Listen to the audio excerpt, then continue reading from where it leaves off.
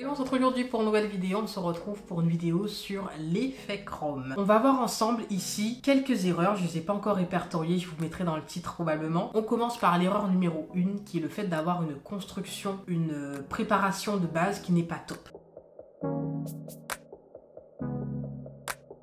Que ce soit au niveau de la préparation des cuticules, mais aussi au niveau de la construction. Si vous avez une construction qui a des bosses, qui a des creux, le rendu n'est pas lisse. Ce qui est intéressant avec un effet miroir, comme un véritable miroir, c'est qu'on se voit dedans, on voit la réalité, le reflet est lisse. On ne souhaite pas avoir un miroir qui déforme. Il faut que vous puissiez vous repérer sur la lumière pour voir si votre construction est lisse. Si vous avez un bon reflet de lumière, là, votre construction est lisse. Si vous voyez que c'est gondolé, qu'il y a des creux, il y a des bosses, enfin voilà, le chrome va faire ressortir ces défauts-là. Donc, il faut que la construction de base soit nickel. Je parle de la construction, mais je parle également des cuticules. Pourquoi? Parce que l'effet chrome en général, même si la construction est lisse, on a tendance à avoir un résultat pas très top au niveau des cuticules parce que ils ont mal été repoussés, parce que le gel a mal été appliqué à ce niveau, mal limé, donc le résultat ne sera pas net. Donc là, c'est la première erreur quand vous avez un résultat qui n'est pas top sous la poudre que vous souhaitez appliquer. Pour que la poudre soit nickel, pour qu'elle sublime votre pose, il faut que la pose de base soit sublime. On ne va pas faire une transformation avec la poudre. C'est un peu comme mettre de l'highlighter sur un bouton.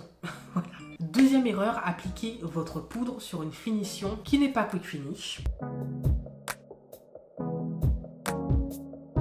Vous devez vraiment avoir la finition qui est sèche et qui est sans résidus de base. Ça ne va pas marcher comme il le faut si vous avez une finition avec résidus et que vous dégraissez. Il faut vraiment qu'elle soit sans résidus dès le départ, une fois que vous catalysez. Donc là, on est dans un cas où vous avez choisi une mauvaise finition. Il vous faut une finition brillante, sans résidus gras, donc qui veut dire qu'après catalysation dans la lampe, ça ne colle pas, c'est vraiment sec. Le pigment prend tout de suite.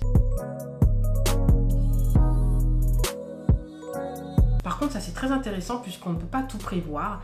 Imaginez, vous faites une pose à une cliente et hop, elle se passe la main dans les cheveux. Un peu comme moi, je mets beaucoup de gel bouclant et avant que ça ne sèche complètement, là mes cheveux ne sont pas complètement secs, ils sont un peu humides. Si je me passe la main dans les cheveux, que je suis chez la prothésiste ongulaire, j'aurai des produits sur l'ongle. Dans un cas où votre cliente s'est passé la main dans les cheveux ou qu'elle a touché quelque chose de gras, prenez le cleaner et enlevez ce gras sur l'ongle avant d'appliquer la poudre. Sinon, elle ne va pas s'appliquer forcément.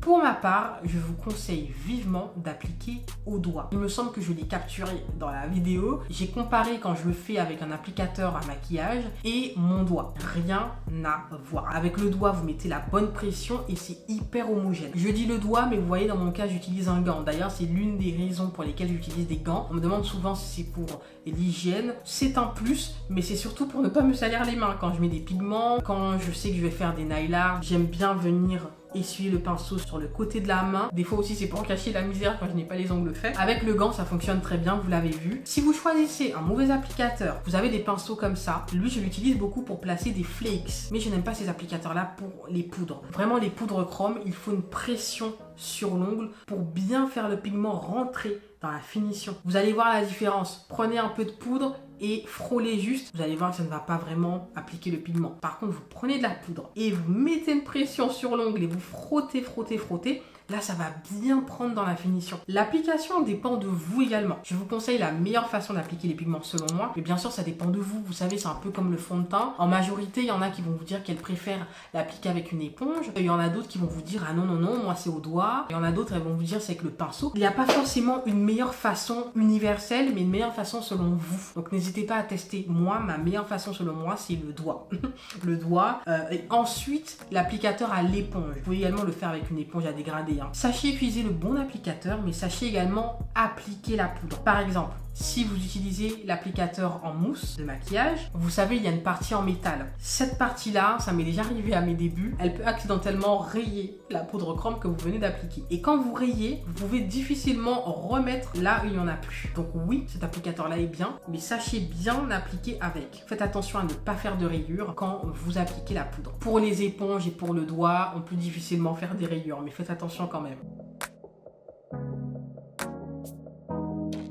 Donc là, on reprend le bon protocole. faire une bonne préparation des cuticules, de l'ongle bien évidemment, faire une bonne construction où là l'ongle est lisse, il n'y a aucun défaut, pas de bosse, pas de creux. Vous avez appliqué la bonne finition où le pigment va bien prendre. Maintenant que vous avez appliqué votre pigment avec le bon applicateur qui vous convient, il va falloir emprisonner cette poudre chrome. Si vous laissez comme ça, dans quelques minutes, il n'y aura rien. Il faut venir emprisonner cette poudre pour qu'elle dure plusieurs semaines. Le but est qu'elle dure jusqu'au prochain remplissage. Bien souvent, vous avez du mal à la faire tenir. Vous avez généralement la poudre qui va craqueler, la poudre qui va s'en aller, de façon, comment dire ça, c'est même pas comme si elle fondait, mais elle s'en va comme ça au fur et à mesure sans forcément craqueler. Moi, ça m'est arrivé à mes débuts, la poudre s'en allait au niveau du bord libre. Généralement, c'est à ce niveau. Ce que j'ai compris par la suite, c'est que je choisissais la mauvaise finition. Il y a le fait de choisir la mauvaise finition pour appliquer la poudre, mais également choisir la mauvaise finition pour l'emprisonner, pour la faire durer, la faire briller. Ce que je faisais, c'est que j'appliquais une finition classique et surtout une finition